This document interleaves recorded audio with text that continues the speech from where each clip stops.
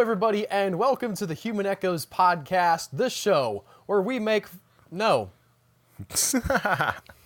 Where we make oddball people into oddball movies and have discussions about I started to do the intro to my other podcast, Tony. I feel so ashamed. It's okay. We've only done this 241 times. The show where we watch oddball movies, have oddball discussions, and occasionally take questions from you, the oddball fans.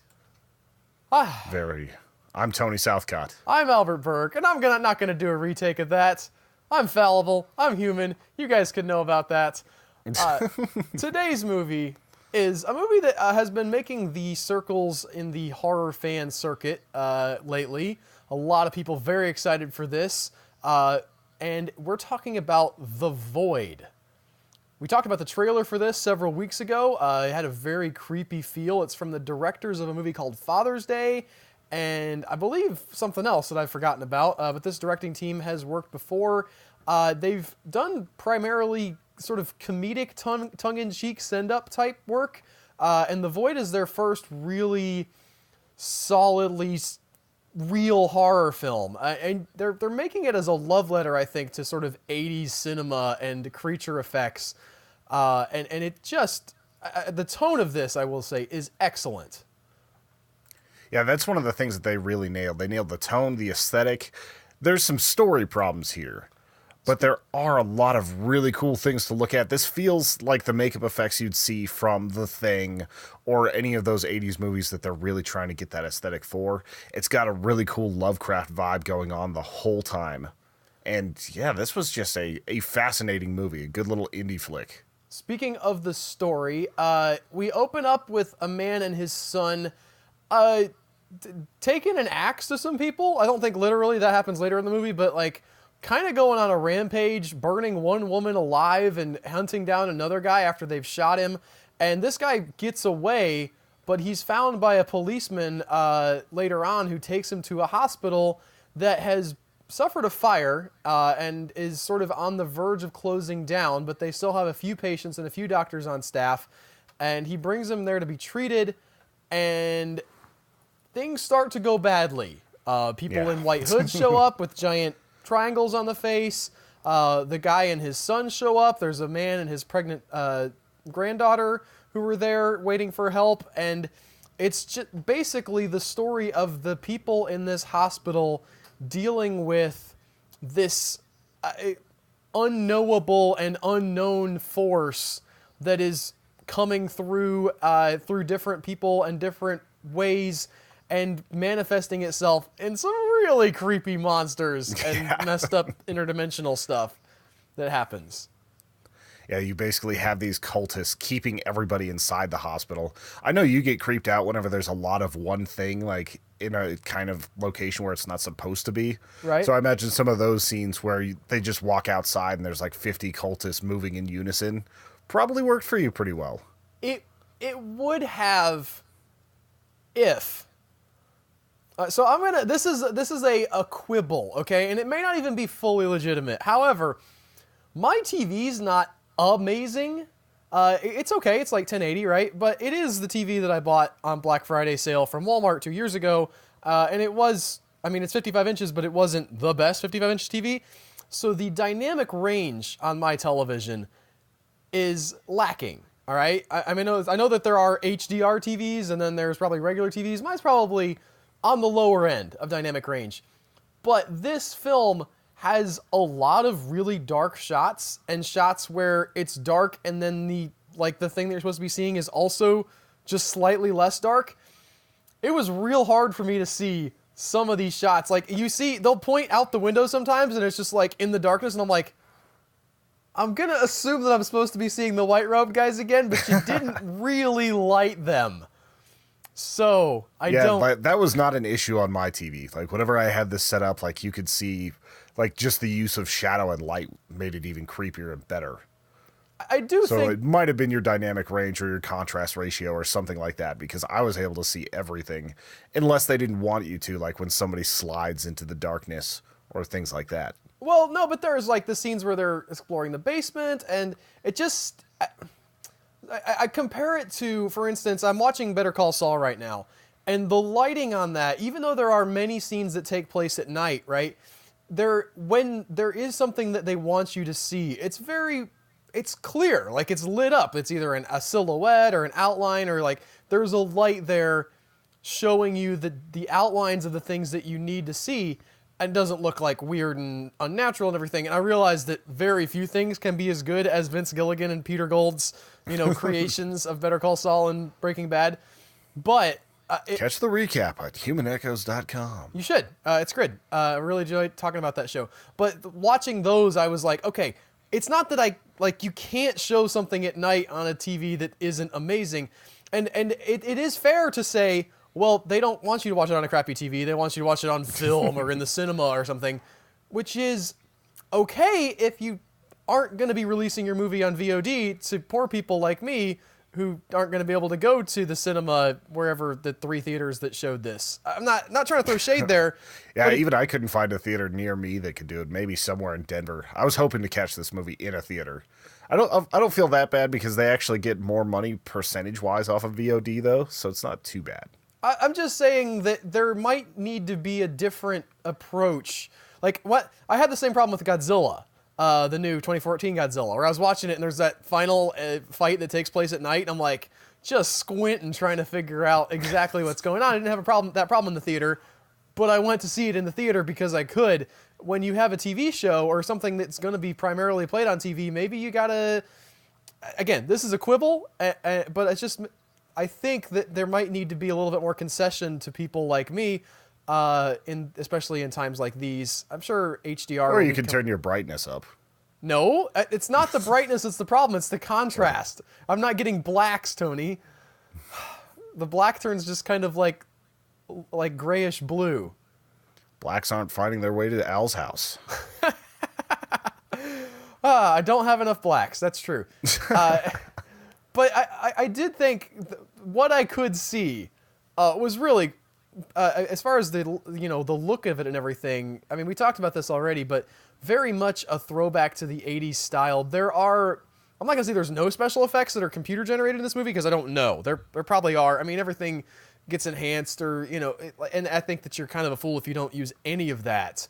It was more filters than anything else, and like a couple shots towards the end where like you see something in the sky that's kind of cut out, like things like that were a little bit computer generated, but it looked like everything that was involving the main cast in the hospital was a practical effect.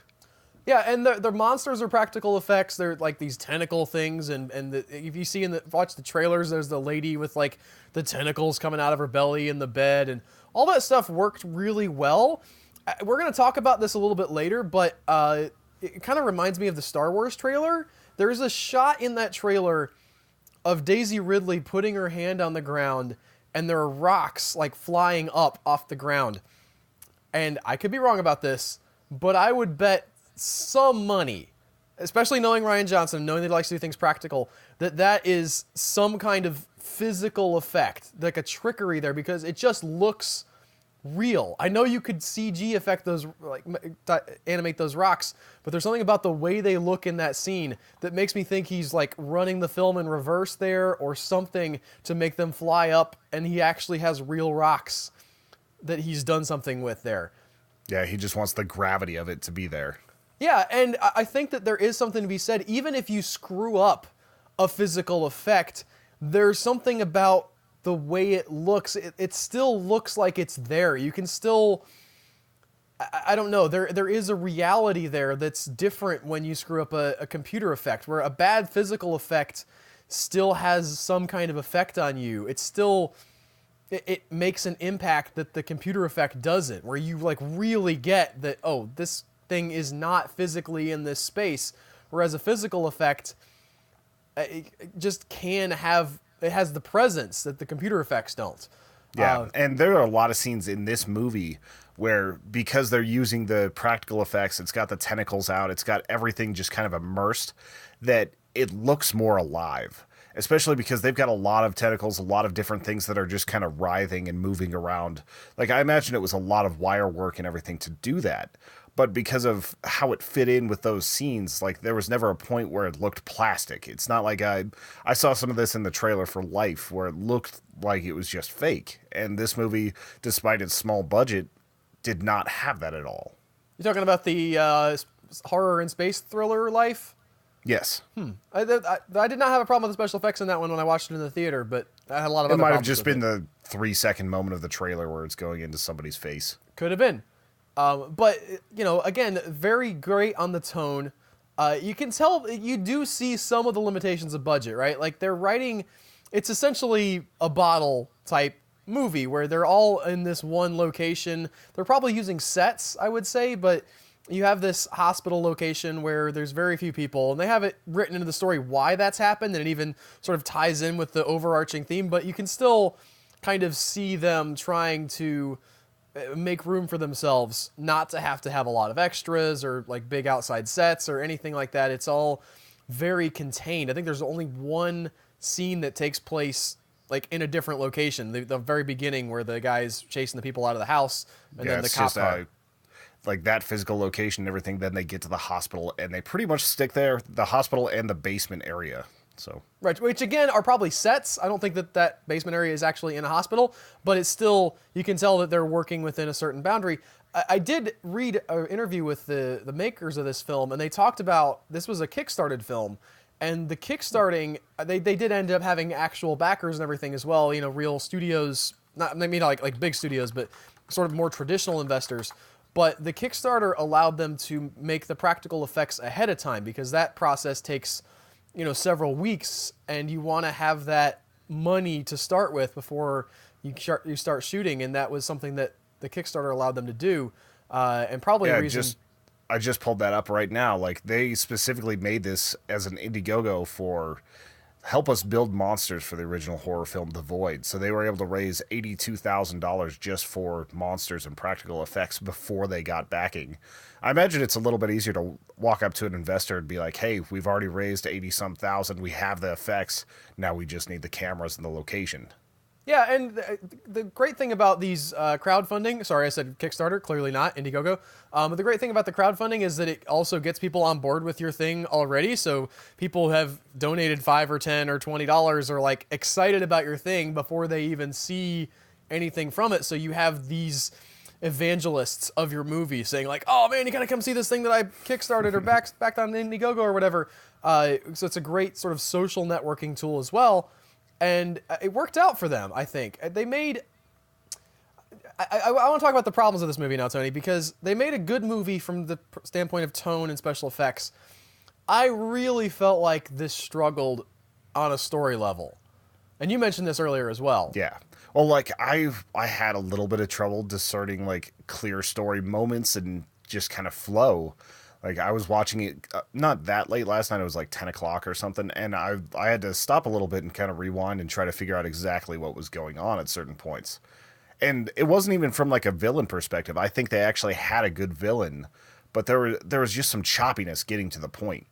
Well, I think maybe the biggest problem for me is that those characters that you see at the beginning, the guy and his son, they're attacking, they set a woman on fire. They're like chasing a guy out of this house that has the black triangle in it. They show up at the hospital and they're pointing guns at people, and nobody will explain anything about what's going on until like 3/4 of the way through the movie. And there's no good reason why these people would keep a secret who they are and what they're trying to do. They turn out not to be the bad guys. Like, they are doing something good, but it feels like the transition from, we're not the bad guys, or we are the bad guys to we're not, and like, here's why, feels very clunky and didn't work for me on a natural progression level. It just seemed like that they were all of a sudden just the good guys now. Like, I think that some of this is because of the money issues as well. They actually lost several shooting locations. So there are things that happen off screen, like the guy losing his vocal cords or having his throat cut or whatever. It's just sort of referenced. And you get the idea that these guys have been through some stuff before they get to the hospital. But again, it doesn't hit like it should. They don't feel ambiguous. They feel like the bad guys, and then all of a sudden they're just the good guys at the end. Not at the very end. I don't mind that sort of transition, but like you said, they should have had some sort of explanation behind it. Like, give it that, like, maybe at the halfway point or like the 1/3 point, like after the inciting incident, which I believe is whenever the one nurse is stabbing the dude in the eyes. Yeah, and they also don't follow up on that, like, idea that people could be maybe infected by this thing. Like, if these guys are, the Thing, I mean, obviously they're drawing a lot of inspiration from The Thing, especially visually, but if you're going for that kind of, it could be inside you and you might not be real, or your motives might not be pure here, they needed to do more with that. They needed to show that happen a little bit, and they do show it. They had one very clear example of that, but I don't want to get too into spoilers. Yeah, we've kind of spoiled it with some of this already, but you're right, they do. But again, it happens kind of later on. As an audience, you're not on board with them. I mean, they are the Russians shooting at the dog at the beginning of The Thing, but like then the Russians just come into the camp and don't tell the people that there's a dog that turns into a monster. Yeah, pretty sure they were Finnish, by the way. Oh, I'm sorry. No, I just did a 5-fax on it the other day, so. Okay, fair enough. Had to get all granular with it. I love that movie. It's a fine movie, although I'm not as big a fan as maybe some people are. But you aren't the biggest fan of John Carpenter. We need to force you to watch They Live just so you have a John Carpenter movie that I think you'll like. The only problem with that, I actually want to see They Live, and I will someday if it comes on Netflix. But we've already done an episode on They Live. You did it with Danny Brophy back in the day. Yeah, that was when Jack was born. Yeah, Jack was born, and I think Roddy Piper had died around the same time. So you guys kind of did a tribute episode. I don't know. Maybe we'll revisit something. Maybe we'll get that would be an interesting concept to go back to a movie. Just see the difference between Brophy and I loving it, and you taking your critical eye to it. And then you can watch Mega Shark versus Mecha Shark, and we'll recover that one from back in the day. But again, there's that. I don't love Carpenter, okay, but I totally recognize that The Thing succeeds not just because of the special effects, but because you're on board with that paranoia. They lay out exactly what the rules are, at least as they understand them. They lay out, okay, one of us could be the Thing. We don't know who it is. That person himself might not know who it is, which is an interesting concept, by the way. But I don't think they really dig too far into in The Thing. I'd love for there to be more of a exploration of that. I don't know if they talk about it in the prequel make thing that they did. Also called The Thing. Outer Space or whatever it is. No, it's just called The Thing again. Oh, not even The Thing again. You're talking about not the original from like the 50s, but you're talking about the prequel that came out a few years ago. Right, but it was still just called The Thing. Yeah, because that wasn't confusing at all. But I don't know if they get into it in that, but there is some I can't remember. hypothesis that even if you are the Thing, you might not know it on a conscious level. Like, it might be so cellular that your brain is still functioning at a certain level of you thinking, no, I'm fine, until it actually turns you. But they don't do that here. They don't set up any of those rules. It's just like, let's show more weird monsters and weird, creepy things and have this guy talk about how that, the loss and death and how we'll do anything to overcome that and bring people back. And it's just, again, it leans a lot more on tone than story. And I think that that's a failing of a lot of sort of indie filmmakers. I don't want to say beginning filmmakers because, they've made a couple films already. Yeah, these guys have been, like, if you go to the IMDb page, some of it's like art department, but they've worked on set with Suicide Squad and a lot of other movies. Like, each of them have at least 30, 40 credits for movies they've worked on, so they're not entirely amateurs. Yeah, but the thing that separates the wheat from the chaff is how good is your story and how well do you tell it. And I don't want to like rail on this. It's not terrible. I didn't hate it, but I do think that it missed some opportunities. It could have been amazing, all right? And instead it's just pretty good. And it's really disappointing to see a film not make that jump because it does have all this beautiful imagery. It does have all this great tone, but I've watched it. Like, I wasn't like Tony where I needed to rewind it and understand. It's just kind of vague in places. They're just sort of, well, we're fighting this thing now, and now we're down in this corridor, and now this person has turned something out, and like it didn't feel like the progression was any like a series of dominoes falling, or that there, not that there weren't character moments, but they felt kind of shallow to me. Yeah. I felt like they could have really enhanced it with those moments where it's kind of the glamour thing happening, where you've got like kind of an illusion going over, and it could either be temptation to just let the thing overtake you.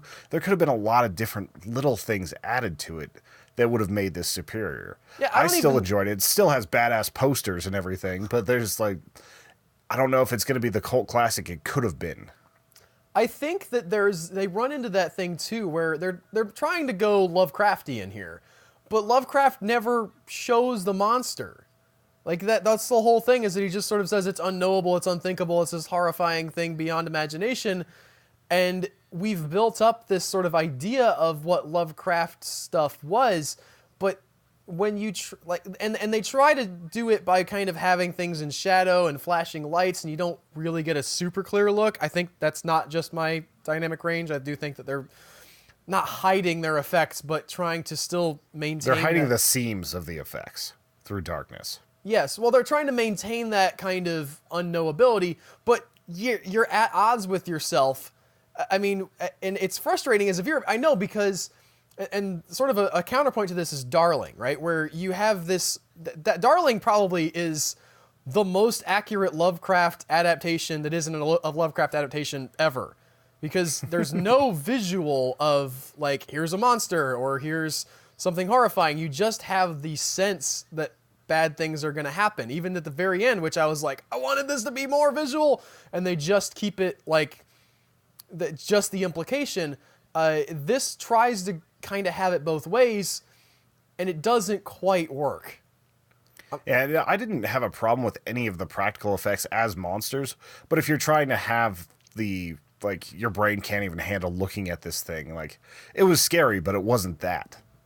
Yeah, and like, you kind of got a little bit of a sense of that with, like, whenever you're looking into the void behind, like, certain characters and everything, like, you feel like there's something in the dark that you're not really allowed to see.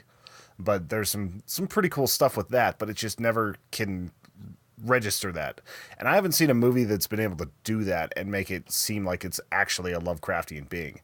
Lovecraft would occasionally have like a underwater creature, like humanoids and stuff like that are like this, but it was always in service of something darker.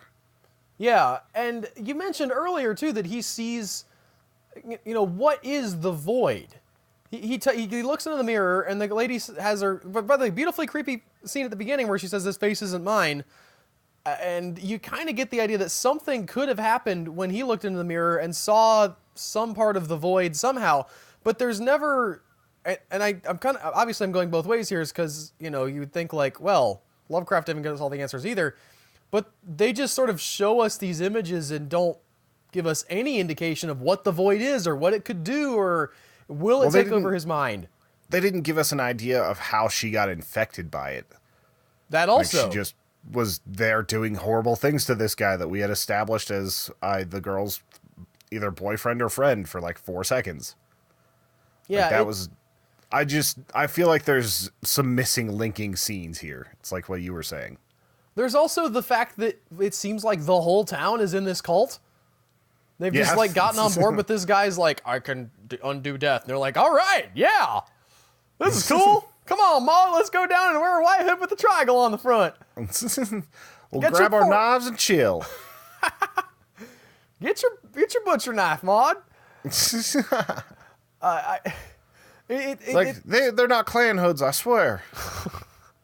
That's something also that they could have done something with, like had these robed hooded figures sort of be like, a social commentary about the Klan, and like have them sort of have echoes of that. But there aren't any black characters in this movie for that to even matter to. Yeah, so, I think like the only diversity is one Asian girl. Yeah. But then again, if it's like rural somewhere, like in the middle of the country, that might be accurate. So she might have been my favorite character in the movie too, by the way. She seemed like she was the one reacting the most realistically to what was going on. Right. Well, she has the whole abject terror. She has the Clerks, I'm not even supposed to be here today thing. Yeah. But she almost says that line word for word, but she's definitely like, I want to be changing bedpans at the nursing home. This is not my job. She's lazy to start with. She just has the most characterization. She's not a good person necessarily, but by the time you kind of get to the end of the movie, you know more about her than anybody else. And it's weird that like the other people have the like they lost their child and they're grieving and they're going through a breakup and kind of like the dark background. And yet she feels like a more realistic character just by the fact by being a normal 20-something girl. Like, exactly. She's also, this is Ellen Wong that we're talking about. She was Knives Chow in Scott Pilgrim vs. the World. Oh, yeah? Yeah. I didn't realize that. Yeah, I kept trying to figure out where I'd seen her before. She's been in quite a few movies recently, but that was probably the biggest one she's been in. Great job from that actress. And you get a little bit of a comedic take there as well, just because of her, like, the only levity you get in this movie. She doesn't even have time. She's being asked to do medical stuff, and she's like first year med school intern stuff, like looking up. I think she's just trying to be a CNA or something. She's trying to be a basic nurse, and this grandpa is screaming at her to do a C-section on his granddaughter, and she's looking at a book like, just what the hell am I doing? This takes place in the 80s, right? By the way, speaking of throwback. It looks like it's the 80s or 90s. Nobody has a cell phone, and you only have... There are some desktop computers. So I could see this being late 80s, early 90s. Yeah, there are the computers, I guess. It's definitely... They're the big beige computers with CRT monitors, though. It's definitely that throwback style. And I think that it's... I couldn't tell if it was supposed to be a period piece or if it was just like emulating that style. I guess you could go both ways with it. There wasn't a cell phone to be found, so yeah, that might be the answer. But I like this. I think if you've watched the trailer and you like the imagery, I think you should definitely give this a shot because there's more imagery. There's a lot more of the imagery. They do a really cool job with, some of the lighting stuff, the big triangle thing that opens up with all the light stuff pouring out. Like that's really... not a spoiler. That's the poster. Yeah. I mean, it is in the movie also at some point. That you do see some of what's on the poster in the movie, and the thing the guy turns into kind of towards the end is really neat. Like there's a lot of great practical makeup effects here on a lot of different levels. You've got like string monsters and people in suit monsters and people with a lot of prosthetic kind of monsters. It runs the gamut. Yeah, there's also some good shotgun blast. After Effects and all this, because that's kind of an effect that's hard to pull off sometimes, where you just have something just shear off because of a shotgun shell. I've seen it look really good, and I've seen it look phony, and this looked really good. It did. They nailed the effects. I hope that they continue to hone their story chops, but it is nice also to see, from what I understand, this is director's first foray into this serious of a type of film. And it's cool to see people sort of exploring different genres that aren't just pigeonholing themselves into, well, we make jokey sort of horror send-up stuff. They actually go and be like, well, no, we like horror. We should make a real horror film. And they try to do that. It needs a little more work on the story, guys. And I know that some of that's budgetary. I do get that they're fighting some battles with budget and not being able to have scenes outside of this place because they lost some stuff. But it did not quite click for me in the way I wanted it to, but it's not a complete miss either. Yeah, and I'd love to see these guys actually adapt some previously written screenplays, like something from a little bit more talented authors. I'd love to see them do that sort of work, take a horror script, make it theirs through the visuals. Yeah, or they can just keep on working on that sort of stuff, because the previous stuff, they did some shorts, I think Jeremy Gillespie did a segment of ABCs of Death, something like that. Yeah, he did W is for Wish, I think. I haven't seen that one, but I can't remember the W one. I've only seen a couple segments from that I caught on YouTube. I haven't watched it either. ABCs of Death. You brought it up, Tony. I'm just filling in the blank. But yeah, it's for a first feature-length movie in a genre that they're not familiar with, it's a fine effort, and I actually did enjoy it despite some of the weird ambiguity that was here.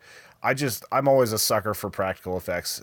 You hear that in pretty much every 5 Facts episode I put out. You're going to hear it for the one that came out this week with Videodrome. But yeah. Check that out too, by the way. Yeah. I think that's everything I have to say. What now? I said youtube.com/Human Echoes. That's correct.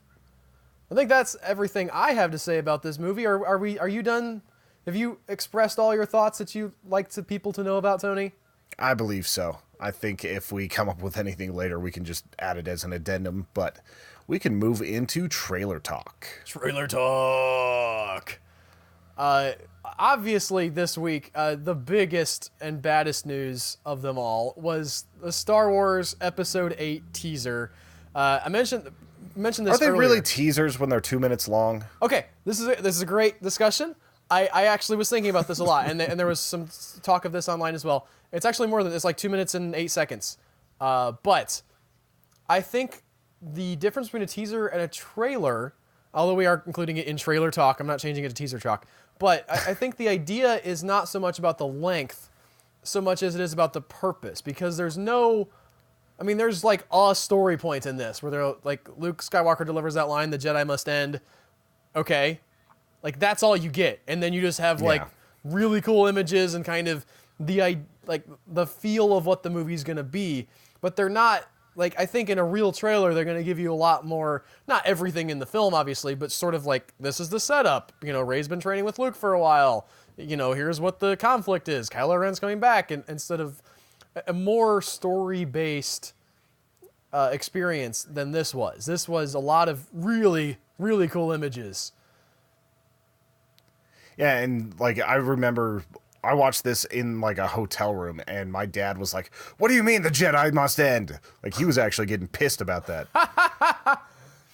That's an interesting that's interesting that he's upset about it.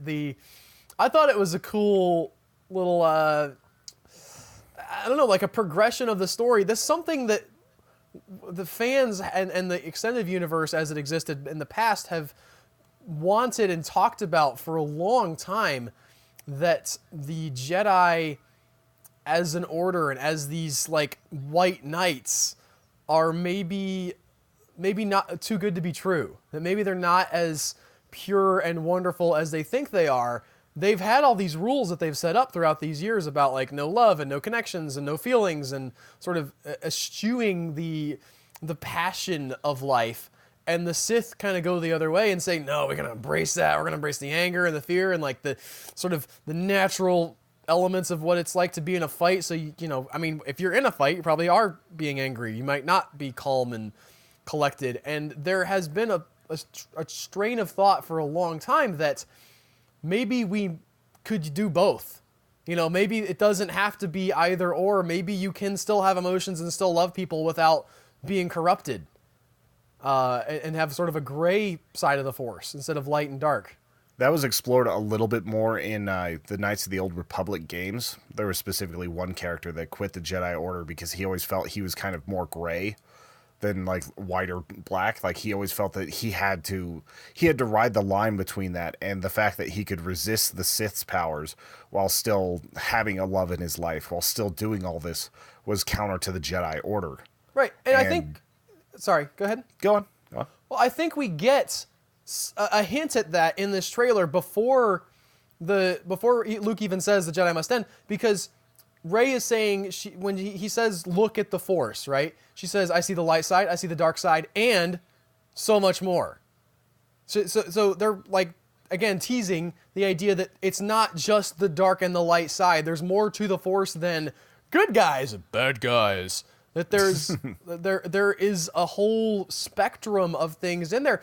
And Kylo Ren, you know, be like trying to figure out how to get to the dark side. It's like, again, it's a little bit silly. He's like, I want to be evil, but I can't. I keep being pulled back to good. It's like, come on, dude. I don't know exactly physically how an alignment works here. If he's just having a really hard time getting angry. He just feels I think it's more that he's having a hard time doing the cold thing. Like, he has a conscience, and that's keeping him from being able to fully descend into that, like, Sith machine, like, just horribleness. But he has the anger in spades. So yeah, maybe and the anger makes sense, like, for a lot of things that have happened in his life or things that have been implied about him. But it's like, it just doesn't feel like it's quite there yet. And I do like that they're having him struggle with the dark side, just like she could struggle with the light side a little bit. And maybe they meet in the middle. You know, there's been this whole talk of like, what does Rey does Rey fall to the dark side? Does Kylo Ren turn light again. Maybe not. Maybe neither. Maybe they're going for a third option where things are gray. There's a lot more about this trailer I wanted to talk about too. There's that great sort of fake out shot, which I love when movies do this. You get the same thing from Pacific Rim, where it's like it looks like it's stars, and then you get in closer and you realize that you're underwater. Here, Rian Johnson's doing an amazing like camera trick, possibly enhanced a little bit with some special effects, where you get this like fade in. It looks like a star field, and then it goes brighter and brighter and brighter, and you start seeing like details of things, and maybe it's a nebula, and then you realize you're just looking at some rock. And Rey like puts her hand down. It would be interesting. I don't know for sure, but it's possible that's the first shot of the movie, that we get the classic Star Wars crawl. The screen crawl, and it's just actually on a planet instead of out in space. Yeah, that it looks like that's on a star field, and then we just fade in to Rey doing that. I don't know that that's what I want, but that would be an amazing way to sort of establish Rey kind of picking up right where she left off and maybe not directly where she left off, but training with Luke, rather than here's a planet establishing shot, and sort of shake things up a little bit. I would be cool with that. I don't know. I feel like he's the type of director that would be willing to take that risk too. It's not a huge risk by any means, but you can see it. Like you can see a little bit of that Rian Johnson flavor on it already. Right. I already mentioned the physical effects. And I don't even know what this is. I don't know how it works, but I'm just in awe of that shot of those weird speeder ships going across that white desert and kicking up the red dust underneath. It's just so beautiful. It's gorgeous and perfect, and I love him for thinking of it. Or whoever thought of it. Maybe it was another person who goes like, let's do this. But just mind-blowingly gorgeous. Reminded me of the effect that you got in the Force Awakens trailer that first time you see the X-Wings just like blazing across the pond. Yeah, that's like just that trail going back, and just like that feel where you're like, oh shit, it's back. But the colors in this are so great compared to that. I mean, that was still a great moment, but like this is just eye candy, like eyes just falling out on the floor, and and you get those shots like her like in the far distance doing the Karate Kid training montage with the lightsaber. Yes, please, all of the yes. Oh, I'm so excited for this. So very much yes. And I know that Rian Johnson can handle the story stuff too. Like I'm not even afraid to get excited, because I know he can do great things with the story. So the visuals are just like icing on the cake that I can get excited about eating a little bit of before we get the whole slice. Yeah, because with J.J. Abrams, it was like, I'm giving you everything you've wanted, and I know that's going to affect the story, but just take all this and be happy. And now Rian Johnson's like, well, now we've got to get the story for the trilogy set. I'm going to give you what I want to do. Yeah. Check this out. It's good stuff. We do have to move on, though, unless you have further thoughts that you wanted to touch on. I'm good with that. That was like 7 minutes on a 2-minute trailer. Listen, there are 15-minute breakdowns of this thing on YouTube that I did not watch. I'm sure that there are people that have done like a 30-minute frame-by-frame, like along with Imgur posts and all this other stuff where they're really analyzing every little thing. We didn't go granular on it. We just went where we were excited. Moving on to maybe less exciting things, although a good trailer still. I do want to point out, this is the trailer we're going to talk about. I'm still excited for the trailer, but the movie, it's Transformers 5, whichever one it is now. Fate of the Furious. I was about to ask, is this 7, 12? It's 5. What is the name of it now? Last Night, right, because there's nights and stuff in it. They keep making trailers for these movies, and I keep going to the movies. And the movies have some stuff in them that they don't put in the trailers. You ever notice that, Tony? Yep. They sure do think that you want to see a movie with all this dramatic action and, big giant robot beats, but then they give you a movie that has that, but it also has really stupid juvenile jokes. I thought you'd be okay with the stupid juvenile jokes. It's so inane. I know. I don't think they fit the tone. Here's the thing. I'm fine with lowest common denominator filmmaking, and I think that Michael Bay is. I don't hate Michael Bay, and I just went to see Fate of the Furious, and I love Fate of the Furious. Okay, Fate of the Furious Yeah, I'm not going to say best in the franchise because I'll have to marinate in that a little bit. Fate of the Furious, really good movie though. Like solid continuing entry into what continues to be a like increasingly bonkers series that goes over the top. All right, over the top does not bother me, but it's like there's a way to do it. You still need that kernel of something weighting it down, and Michael Bay in these Transformers movies does not put that kernel in.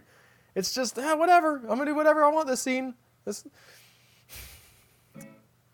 frustrating. This is not even talking about specifically about this trailer yet. It's just like they never show that crap. They know you don't want to see it, but they keep putting it in the movies. That's the problem. He's pretty much got like the hardcore control, and the juvenile humor actually is what broke me in Transformers 2. Like that's why I didn't look past them. Yeah, was the jive robots, among many, many other things. I'll still go see this movie. Let's talk about the actual trailer. We get a little bit more information. We see Anthony Hopkins, I think, for the first time in these trailers. He shows up, I think, as... I think he's playing Winston Churchill, which I don't know how that flashback's going to work, because he's flashing back from being Winston Churchill back to, like, early times in England with the Knights of the Round Table, which turns out were robots. All of them. Always robots. Yeah. All historical events had robots in them, which No, just give it to the next movie, because Jesus is totally a Transformer. He won't go there. I don't think he'll go there. I think he'll go there.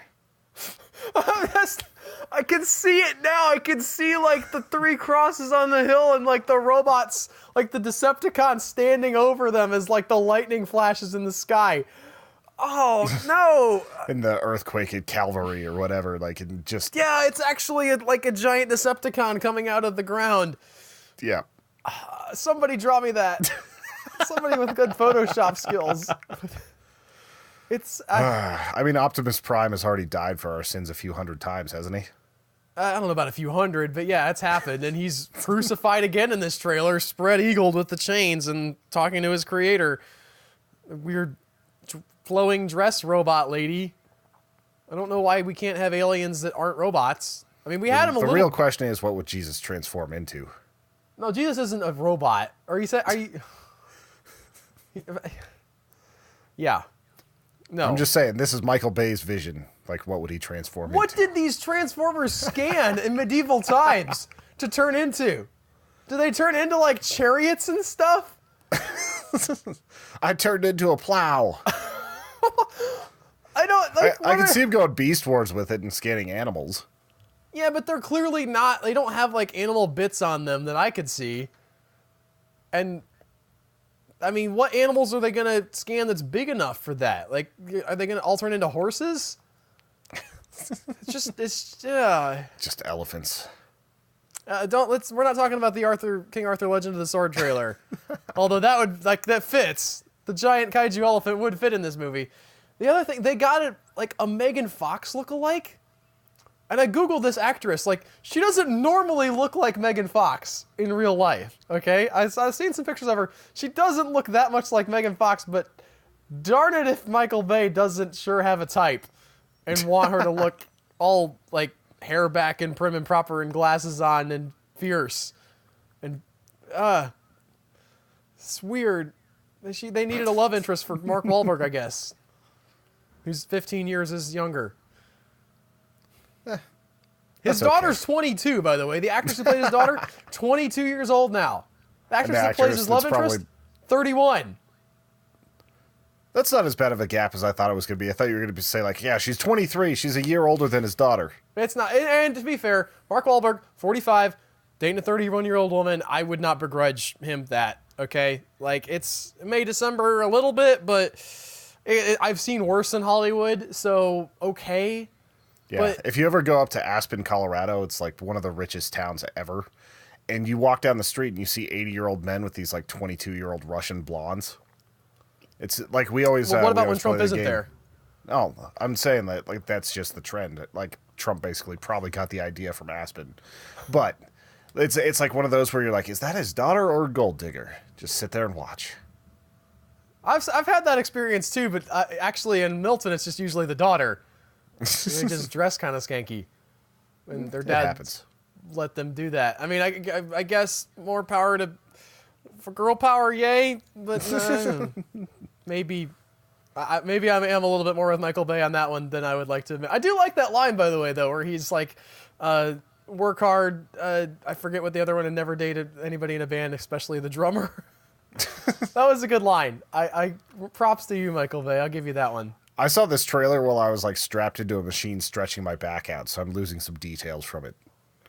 It's the standard Transformers blowing stuff up and just fighting each other. I will say, though, the other thing that annoyed me, so in the previous trailer, we had that scene where Optimus Prime is going to punch out Bumblebee, right? Like, oh no, does Optimus Prime kill Bumblebee? But then they like show the next shot in this trailer. It's like, no, he missed. Just in case you were worried, come to the theater anyway, because Bumblebee doesn't die in this shot. Thanks? Why would you set me up for that to be like, oh, we gotta see what happens to Bumblebee, and then be like, by the way, no. Like, Princess Bride style, the Bumblebee does not die in this situation. You look nervous. We wanted to reassure you. No reason to go now. Optimus Prime probably doesn't stay evil. Oh, he might also punch a second time. Yeah, sure. That's just annoying. Combo together. I'm glad that the John Goodman's character makes an appearance again as the sort of crazy fat robot. He's fun. Oh, I didn't realize that. I must have missed a lot in this trailer. I think I was just like, I glazed over partially because it's Transformers. Yeah, the other, interestingly enough, I've seen a lot of people complaining about the aspect ratio changing in this, and I think, like, really, that's, first of all, go talk to The Dark Knight about that, because Christopher Nolan was doing that all over the place with switching between IMAX footage and regular footage, and I must not be good at watching things to find information, because it doesn't bother me the first 4 times I saw the trailer until somebody like the time I watched it this morning to really dig into it. I was like, oh, I do kind of see the aspect ratio changing, but it didn't really mess with me. I do kind of wonder, like, why would you not crop that in a little bit just for the trailer? Like, did we need to see 100% of that shot as it was presented, or you just want people to be on board? Like, by the way, this bothers you. We're going to show you in the trailer. Aspect ratio is changing a little bit. I don't know. I've never even noticed whenever they do it. Me neither. Apparently, not enough of a cinephile, Tony. It bothers some people on Reddit real bad. We're not buying the like $200 cables just to make things sound a little bit better. We're not doing that. We're not going like full-on audiophile, cinephile. Speaking of which, I still hate that. I still hate that people think that an HDMI cable that costs $100 is better than a $6 one. Like, it really pisses me off. Whenever I worked at Best Buy, Monster Cabling, we got it at 5% above wholesale. Guess how much it cost us? $7. You paid $150 for something, and they made $137 or $143 off of you. Because you thought that monster cable was going to make your picture better when it's the same damn cable. I don't want to jump into this conversation because the earbuds that I'm currently using came 3 in a pack for $5. So clearly I'm not an audiophile. My record player that I bought, I'm totally fine with the built-in speakers. Although I am looking for like maybe some shelf speakers that I can buy at the thrift store or whatever. But like I don't like I'm not the guy. I like the record, the experience of listening to the record. I don't need it to be like, you gotta have the record sound, you guys. Like, I was fine listening to it on my earbuds. It's just fun to have the records. I bought an $80 pair of headphones with some Christmas money because it had bass built in and they were partially noise canceling.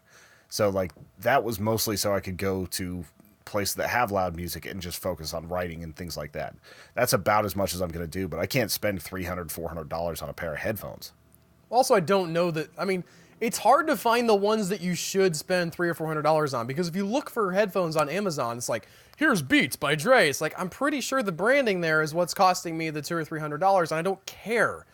Where do I find, like, the technician level stuff? If I was going to spend $200 or $300 on a good set of headphones, where do I get that? And there's, like, the search for that stuff is almost impossible unless you're in that community. Yeah, you got to go to Reddit and like read through a month of different material just to figure out what brand you want. Yeah. Do I want the Sennheiser, or is that too cheap, or what am I doing? Yeah, and then like the people are at that point are so. I was gonna say snobby. I don't want to again. Not It's trying a to, little snobby, but that's their thing. That's cool that they were into that. But it's not like I might not care as much. I don't necessarily want. I would. What's like the mid-level thing that's as good as the Beats by Dre? That's what I'm looking forward to.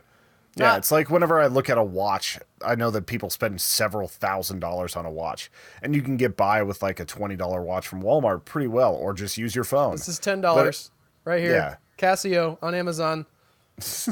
I feel like there's on the a inside pretty of my wrist because nobody needs to do this ever in their life. Why would you do that? Why would you turn your wrist like that? You can just go and see what time it is. Yeah, I've got my Fitbit for a watch. I don't know how accurate it is, but it has my heart rate on it, so here we go. I could have used. By the way, I have my cell phone as well. I'm not being hipster with this watch. I'm trying to get away from looking at my cell phone all the time. Is it a calculator watch? No. People will have seen it on the video already, but it's just. Yeah, I can't see it right now. Right. Yes. It's just an analog hands. Why didn't you get a calculator watch? That's totally you. I wasn't trying to make a fashion statement, Tony. I saw some really cool watches and I thought about it, but I just, like, I didn't need it. I wanted to be as bare bones as possible with this. It was 100% like in the opposite direction of trying to look cool. Again, that's why I wear the head on the inside. What do you call it? The face on the inside, because I don't need anybody to see it. It's not a fashion choice for me. It's just something I want to have. So that I'm not completely tethered to my cell phone all the time, because that's a problem for me, because I compulsively use it and I want to get away from that. I want to have better focus. So yeah, sometimes I feel like I'm above the American average of checking their phone 150 times a day, and it's becoming more and more of a problem. Like I just seriously need to throw it in a drawer, like whenever I'm trying to work. I used it to so for instance today I used my phone to take notes on Better Call Saul, but oh, dag nabbit. Hannah's streaming. Hold on a second. I've got OBS open and all aboard notifications are coming in for me. I hope that doesn't show up on the video. I hope some of them do. Like, are you talking about like every time somebody follows? Yeah. Like it's just putting like the Titanic flute in there? Well, I have the follow train. Ah, yes, the follow train. But that's kind of awesome. I don't... Let me just double check and make sure I'm not recording. Yeah, I'm not recording my speakers. It's all good. It's just it came through my TV. It's like, what's happening? Follow horn. Not going to do the follow horn on the podcast. But I do want to bring up, by the way, and I may do a video for this on its own, but one of our listeners, very kind gentleman, John Jones, sent me this lovely, lovely bank. It's a Godzilla bank. And... it's, again, I'm going to do its own video on it. I'm going to talk about the box and stuff in the video, but I just want to say thank you for this and then show you guys what it does. So you put a little coin up here on the top, and when you put it on there, you press the button. I'm sure you could hear that because it's super loud. I can hear that. I can't even hear you, Tony. It's so loud in my art. And Godzilla comes up and grabs the coin and goes back under the water.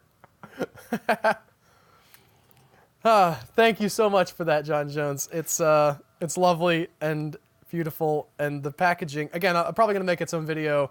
I might not put it on our channel, but I'll tweet it out. We'll see where it goes. Al's Toy Corner. I might. Yeah, I think it. Well, I'm gonna talk to Joe and see if he's cool with me putting it up there. But yeah, I think that would be a little bit more appropriate than just throwing a random review of a bank on our channel. But it's a beautiful little piece of hardware. It plays different stuff, by the way. It's not always the same thing. So sometimes you just hear the footsteps coming up, and then it has a little roster of sounds. Sometimes it plays the Godzilla theme. Hopefully, that doesn't get us copyright flagged on this one. I don't think it was clear enough to quite get us copyright flagged. But really, really beautiful little piece of machinery. I got to actually put some coins in it. I haven't done that yet. But thank you very much for sending that over. We're getting all sorts of cool fan stuff. Like here shortly, I think maybe today or tomorrow, I'm going to be getting a thing of beer from Mandolinsky or Dan Malinsky. I always get those mixed up because it's his username. Yeah, I think his real name is Dan Malinsky, and he has it because it's easy to get mixed up. He has it on Twitter the other way. So we're getting some goddamn Cracker Butts ale. You don't have it to show on camera yet, right? No, I don't have one to show on camera yet. By the time this airs, I'll probably have it. But right now, I do not. Yeah, let's make that a next week. You got to show it on camera thing. For sure. Not to cut you off or say don't talk about it, but don't talk about it. Like, go in depth more next week when you can show us a bottle and all the work that he's put into it, because that's pretty cool. Even though I don't drink beer, but from like a science perspective, I'm sure you kind of enjoy seeing the process of that sort of stuff, just because it is an interesting process turning like all these different things into beer. I do like. And he's been posting a lot of cool stuff. I enjoy yeast for making pizza dough. I do a lot of that. Not a lot of that, but more of that than I have. I've been doing some pizza dough from scratch. Just before we end, because I know we're getting close to the end of our time here, did we get any viewer questions, Tony? We did. All right, well, hit us with some of those real quick. Speaking of our wonderful listeners. This comes from our good friend David Webb, at Doc Occupant on Twitter. He says, it's probably too late for the podcast, but since you're offering spiritual advice, okay, what did I do this time, Lord? That seems like a really rough road to go down from me being an actual person of faith. I don't. Well, I think it was just us giving him advice for something that he did for. Yeah, it's not calling us Lord. No, I'm just saying. What do you think this is in reference to? Is he upset about this new EU vote, or not EU vote, but Theresa May announced this new vote for a referendum on the government? I've heard. I have a feeling this is more of a personal thing, just because it's what did I do this time? Okay. Like, very few people are like, what did I do to get Trump elected? Like that sort of stuff. Like, I think did you vote for him? Because that might have been it. I still have not met anyone other than my dad who admitted voting for Trump, and I know there's a lot of people that are kind of in the closet about that. It's kind of interesting. Well, it's also a lot more rural areas. I know plenty of people who admit voting for Trump. Believe me. I was down in Durango visiting family after a funeral this past weekend, and I'm sure there are a few of them in there. You can't get that family together without it turning into basically a 4-hour hunting discussion. It's fascinating down there, but they also a lot of times are very, very much Democrat, but have very, very conservative values, but they get more benefits from Democrats. It's a weird thing down there. Politics are weird. I don't want to get into a whole politics thing here, especially since David Webb wants us to absolve him of his sins, and I can't do that. David, I can absolve you of your sins. I'm sure nothing you did warranted the bad things that are happening to you, unless it was something that you actually did. Luck's just not on your side right now. I will say, you'll be fine. To give some real spiritual advice here, the Bible says the rain falls on the just and the unjust alike. So, and I think that you can interpret that both ways. Like, rain can be a good thing, and when it rains on bad people's fields, and it rains on good people's fields.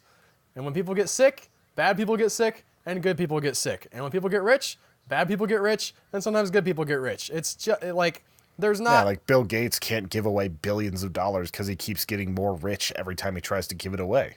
Yeah, you can't look for in this life, there is not... I don't believe... I mean, sometimes you get a karma thing, and you can make decisions that will screw your life up.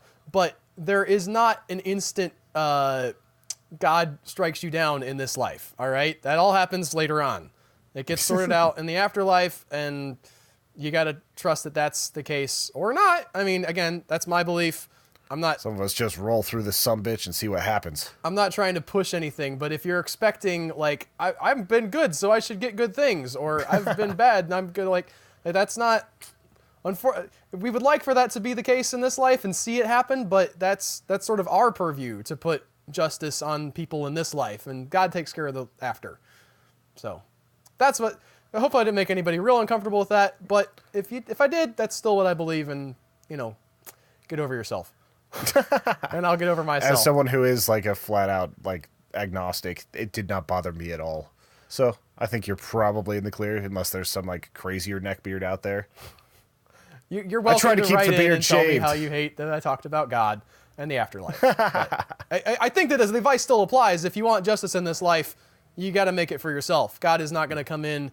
I'm not saying never, but a lot of it is if you shoot up a bunch of drugs, you might screw up your brain. All right, if you cheat on your wife, she might leave you. There's that kind of justice. There might be repercussions. What? There's repercussions to your actions. Yes, But David, it's not... I'm hoping that you're just going through a bad period and you didn't do anything to cause this whole thing to fall on yourself. And if you did, I'm sorry, and you'll be better for it when you realize that you won't do it again. Yeah. With that note of hopeful encouragement, I think, and maybe some of the other stuff too, I think it's time to close out our show, Tony. All right. What I need you guys to do is go to humanechoes.com and click the Become a Member link. There's a lot of different options. If you want to keep this show running, this is the very best way of doing it. It's worth thousands of views. It's worth dozens of tweets. It's worth all these things that we encourage you to do because it puts money directly into the podcast and keeps us rolling forward.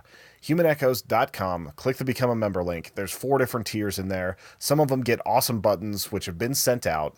And yeah, it's the best way to support us. You can also kick a little bit back our way without having to spend anything extra by shopping at Amazon through our affiliate link. humanechoes.com, click the Amazon link up at the top or on the side. We get a percentage of everything you buy, and that is awesome. We get some pretty absurd stuff. People buy generators, people buy office supplies. Anything you buy on Amazon, we get a nice little cut of. It's all anonymous, so don't be too afraid to buy freaky stuff. Just surprise us, all that good stuff. And we will catch you next week when we will be talking about the Grand Budapest Hotel. Tony's finally going to get me to watch a Wes Anderson film. I have not... Wait, no. Which Anderson was it that did There Will Be Blood? No, I don't think so. There's a different Anderson that does... Hold on, I'll look it up. Paul Wes Anderson or Paul W. Anderson? There you go. Blood. I think he did There Will Be Blood. Yeah, Paul Thomas Anderson. Yeah. We're doing Wes Anderson. I get them mixed up because they're both like, I love the cinematic stylings of this guy or that guy. Like, they're both Anderson and I. It's like back in the 90s when there was the different Michaels, right? They were all black. There was Michael Johnson, Michael Jordan, and Michael Jackson. And I was like, I could never keep at least they fixed one of the black things there. What? Michael Jackson dropped out of that. Yeah, I think, I don't, okay. Tony said that. That was bad phrasing, by the way. I was just saying they made it easier on Al by making one less black. Yeah, but I didn't know who, like, again, in my sheltered upbringing in the 90s, I didn't know who he was. Like, I didn't know the music of Michael Jackson. I just hear about him on the radio, like it's in the awesome. news or whatever. It really is. And I still go and listen to it at least once a month. I go on a Michael Jackson binge. Also, this whole situation is made worse because Paul W.S. Anderson is the one who did Alien vs. Predator and I believe the Resident Evil series. Yes. Yeah, so let's just add another, like a third Paul Anderson to the mix and just keep getting it worse. Wes Anderson is who we're going to be talking about, I think, in Grand Budapest Hotel. And that'll be next week. Everybody take care and hang in there. Have a good one, peoples. Bye.